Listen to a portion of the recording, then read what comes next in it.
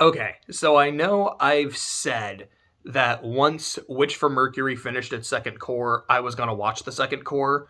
And it's been finished for a while, but I didn't watch it because I was watching Symphogear and then I was doing other shit.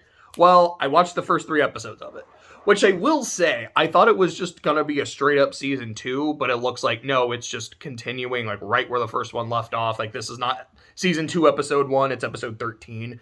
So I've watched episodes 13, 14, and 15. Short version, I didn't like, I wasn't super getting into it initially, but a lot of that was just because it's been a while. There's a lot of shit that I like remember. Like I remember the strong Utna vibe. I remember like the main character Suletta, like her very just being a super nice, endearing person, the kind of political y stuff in the background, but I didn't remember a lot of the details. And so watching the first episode, I was like, it's slowly coming back to me, but I'm not super getting into it. And then when I was watching episode 2, I'm like, okay, no, a lot more is coming back to me. I'm getting into the vibe of the show more. Okay, we're in, we're good. And then the next episode was like, and the main character is not even in it. And there's that one part of me that's like, oh, let me put it like this. Halfway through the episode, I realized the main character wasn't in it, and I didn't miss her. And that is not at all a way of me saying that I don't like Suletta, because I like her a lot. But it was just kind of like, oh, this is really interesting that the main character isn't in this episode, and it's really feeling like Gundam. Now, I will also say, as I believe I said this when I watched season 1, I'm not a big Gundam guy. Not that it's something I actively dislike, I just don't have a lot of experience with it. I've seen G Gundam, I've seen the first core of this, and growing up on Toonami, I watched SD Gundam, which from what I understand, if you're a Gundam fan, you fucking hate that it exists. I tried watching Seed when it first came out, and I couldn't get into it. If I tried watching it now, I might really like it. I did try watching Gundam Wing, and I just could not get into it. I will fully admit that. But from what I understand, Gundam is a series of. Oh, and I watched Double Zero when that was coming out on like the Sci-Fi Channel. I remember liking it. I don't think I quite loved it, but I do remember liking it quite a bit. But I only watched the first season. I didn't see season 2. Anyway, sorry. That I think is my full extent with Gundam. So while I'm not super well versed on it, I understand that it is a series about war. It is about how war is hell, how shitty it is being a soldier. Oftentimes, from what I understand, it is about child soldiers. And not in like a I don't even want to. That was a weird way that sentence framed in my head. But it's not like child soldiers and like, yeah, like, if you're a kid, you can be a hero, you can pilot the mech, and you can save the world. It's like, no, you are a fucking soldier and a child. We are so sorry we are doing this to you. Like, from what I understand, it is something that Gundam explores a lot. And Witch from Mercury, well, I like it a lot. A lot of that is just like, I like high school bullshit. I just do. I like Mean Girls is one of my favorite movies of all time. Like, I enjoy those kinds of dynamics. And the fact that it does that and also has like some political machinations in the background, I'm like, oh, this is just speaking my language. This is wonderful. But I don't remember it really focusing on the war aspect until like the last episode or two with like when the splat happens, which I remembered that. Like that's like the thing in my head I remember the most from this fucking show. But episode 15, the one without Suletta, the one where it wasn't in the high school, was a very war heavy episode. There's PTSD, there's POWs, there's civilians getting killed, including children. My favorite scene of the episode is because in episode 12, there's a character who dies, which was disappointing because I was enjoying that character a lot. Fucking rip Sophie. But it's all of these kids back on Earth who knew her and they like looked up to her as like a big sister and a hero and shit. Just make a small grave for her. Like they take all her stuffed animals and put it around like a pile of dirt and like take an umbrella and put it in the dirt as like the actual gravestone. I was like, that's really sad. And then at the end of the episode where good guy Ghoul Ghoul, well, I don't actually remember how to pronounce his name. But I kind of remembered him from season 1. Like, I think he was the holder for a long time. Like, he was kind of the big man on campus. Then he lost to Soletta, and then I think he dueled her again to get his honor back, and he lost again. Then he was expelled from the school. Like, he was pulled because he was a dishonor to the family, and then he, I think, was working like construction or some shit. And then after the climax happened, I believe his dad died, and he was captured as a POW.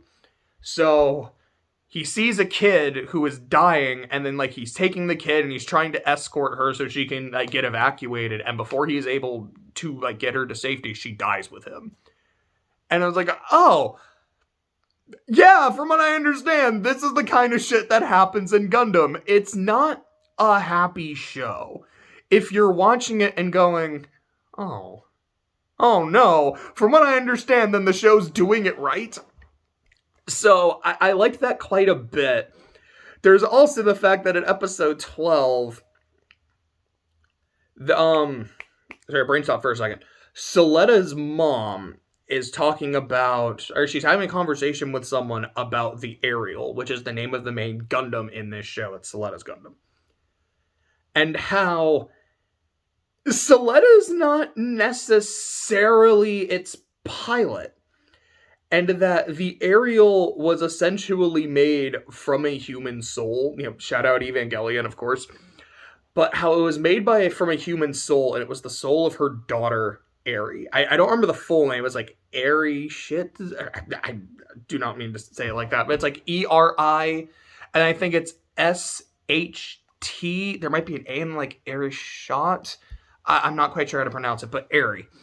And I kind of realized, I was Ariel, Aeri, oh, I get it. And the fact that Soletta often talks to Ariel and can understand it, it's that's why this Gundam can do that. It has a human soul in it. Gotcha. I remember this. I might be making this up, but I feel I remember there being moments where Soletta will refer to Ariel as her sister, which, if she did, you're that's without the context of this reveal, it becomes oh, she just feels she's really in tune with her Gundam. That's really sweet. And then after the reveal, it's oh, it is your sister. Wow, that's fucked up. And because I remember watching that prologue episode, and then when I watched episode 1 and they introduced Soletta, she had a different name. Because her name in episode 1 was Eri. That was the name of the daughter. And then in episode 1, it's oh, your name is now Suletta. And I was oh, okay. I guess just to hide their identity or whatever, she changed her daughter's name. Cool, got it. Oh, never mind. This is just a completely different person. And the daughter from episode 1 is now a Gundam. This is genuinely fascinating. I'm okay. Like I said, I was watching that first episode. I'm this is not bad by any means, but I'm kind of getting my footing back into the show. So I'm not man, I'm loving this. It's okay, I'm liking this. Let's see where it goes. And then the second episode happens where you've got that reveal and all the crazy shit with Sophie going on. I'm I think we're in. And then the next episode was yeah, this was fan-fucking-tastic. I liked it a lot. I do want to say, when it comes to the opening and the ending, I think the opening is fine. I'm in this kind of weird spot with it where I'm I feel I like the song and don't like the song at the same time. I'm not exactly sure. And then with the ending, it's kind of the same thing. I'm I really like and don't like the song at the same time. But the visuals in the ending, I think, are really, really cool. So hopefully later today I can get a few more episodes in. I really wanted to watch it and finish it by the end of the week, but it just didn't happen. Monday was a day that was really busy. Tuesday I was working on one thing very specifically. And I know later today I'm going to be watching football, so that's 3 hours where I'm not going to be watching this show. But hopefully, by the end of the week, or at least very early next week, I'll finish Witch for Mercury, and then I'll move on to whatever other thing I'm watching. But I do have another thing to talk about, because yesterday, the first episode of the new Pokemon spinoff, Paldean Wins, aired, and you know I sure as shit watched that. The fact that within a minute, around like 50 seconds into the episode, which is like, it was an 11-minute episode, they have a fucking Tinkaton. And as you may or may not know, I fucking love this Pokemon so much. I love its design. I loved having one on my team. It's just the fucking vibe of this tiny gremlin with a massive hammer that just hates the Pokemon Corviknight for no reason, I think is amazing. And the fact that, yeah, like less than a minute into the episode, there's just a scene of a Tinkaton just with her trainer, holding hands, looking all adorable, sees a Corviknight, gets really excited, and then just starts chasing it. Like, on sight, she immediately chooses violence. And that was great. But on top of that, I just liked it quite a bit. I think it looks really pretty. Didn't see a whole lot of Paldean Pokemon, but I liked what I saw. Titan was fucking huge, which I really appreciate. It's like, oh, that's why it's called an ice whale. That's a big motherfucker. There's a Fuecoco, and if there's one thing I've learned from watching Horizon, or just from the first time I saw Fuecoco, I'm like, I love this Pokemon. I did pick Weedcat, but because I usually pick grass the first time. But this thing is just so precious. It is just head empty at all times, but they're always just so damn endearing. I also love the flute as an instrument.